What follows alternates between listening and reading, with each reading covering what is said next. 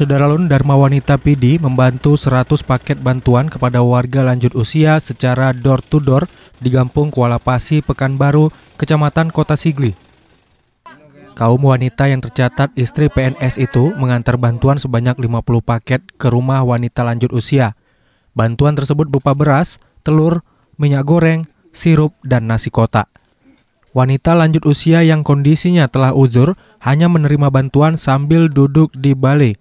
Bahkan sebagian mereka yang dalam kondisi sakit harus menerima bantuan di pintu rumahnya.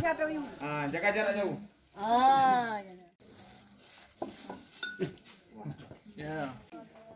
Selebihnya bantuan tersebut diserahkan untuk korban kebakaran di Kampung Keramat Dalam dan kampung lain di Kecamatan Kota Sigli.